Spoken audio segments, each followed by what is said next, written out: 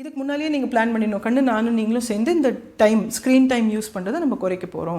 அதனால ஈவினிங் உட்காந்து நம்ம எவ்வளோ டைம் ஸ்பெண்ட் பண்ணியிருக்கோம்னு உண்மையாக போடலாம். ஸோ அப்பா வந்து இன்றைக்கி இத்தனை மணி நேரம் வந்து மொபைலில் இருந்தேன், பேசிகிட்டு இருந்தேன், இந்த டைமெல்லாம் கேம்ஸ் விளையாடினேன், இந்த டைமில் வந்து டிவி பார்த்தேன் அப்படின்னு சொல்லி எழுதுகிறோம். அதே போல் நம்ம வந்து வெற்றிகரமாக இல்லை ப்ரொடக்டிவாக இருந்த அந்த ஒர்க்கும் நம்ம போடுறோம். இந்த டைமில் வந்து பிஸ்னஸ் பண்ணும்போது எனக்கு இந்த மாதிரி ஒரு லாபம் இருந்துச்சு, இவங்ககிட்ட இன்றைக்கி வந்து பழகும்போது எனக்கு கான்டாக்ட்ஸ் வந்து செட் ஆச்சு, இந்த மாதிரியும் நம்ம வந்து சொல்கிறோம். ஸோ நல்ல செயல்கள் நம்ம செஞ்சதுக்கு உண்டான டைமிங்கும் கொடுக்குறோம்.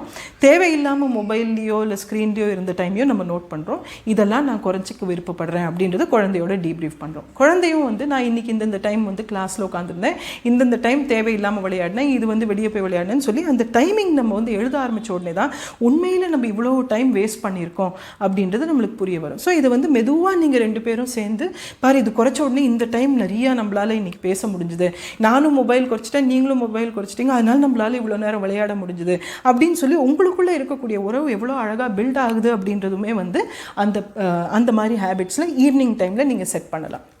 2வது முக்கியமான ஒரு விஷயம் மார்னிங் டைமில் செட் பண்ணுறது. அது வந்து பிளானிங்க்கு உண்டானது. இது வந்து ABCDE ரூல் அப்படின்னு சொல்லி கொடுப்பேன்.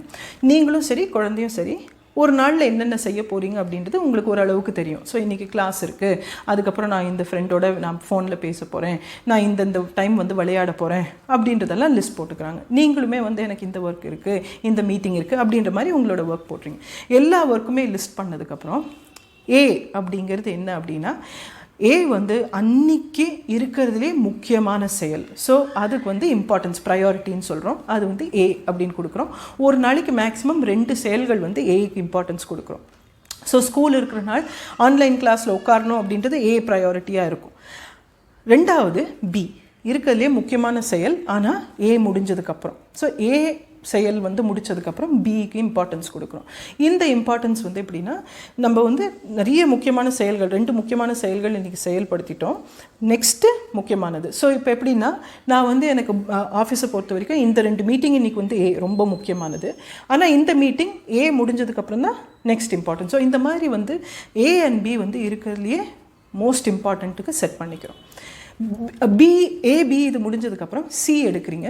அப்படின்றது நைஸ் பட் நாட் இம்பார்ட்டண்ட். அதாவது நான் என்ஜாய் பண்ணி செய்கிறது தான், ஆனால் இம்பார்ட்டன்ட் முக்கியமான செயல் கிடையாது. ஸோ இந்த மொபைலில் விளையாடுறது, டிவி பார்க்குறதெல்லாம் அந்த கேட்டகரியில் சேரும்.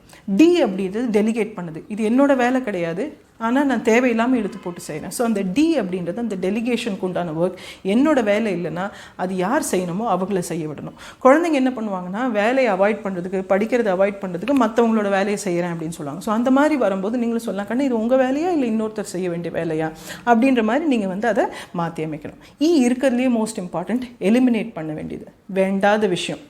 ஸோ அந்த எலிமினேட் பண்ண வேண்டிய விஷயத்தை முதல்லையே நீங்கள் வந்து ஐடென்டிஃபை பண்ணணும். தினமும் மார்னிங் உட்காந்த உடனே எனக்கு இந்த ABCDE அப்படின்ற அந்த லிஸ்ட்டு குழந்தையோட நானும் செட் பண்ணிவிட்டு, ஈவினிங் நான் ஏற்கனவே சொன்ன மாதிரி நீங்கள் பிளான் பண்ணும்போது, கண்ணு இன்றைக்கி எல்லாம் இத்தனை செயல் செஞ்சுட்டேன், வந்து இப்படி தான் செய்ய முடிஞ்சது அப்படின்றது நான் தெளிவாக சொல்லும்போது குழந்தைங்களால் வந்து புரிஞ்சுக்க முடியும். ஒரு செயலை வந்து மாற்றி அமைக்கணும்னா அதுக்கு இந்த மாதிரி பொறுப்புள்ள ஹேபிட்ஸ் வந்து நான் இப்படி செட் பண்ணிக்கலாம் அப்படின்னு.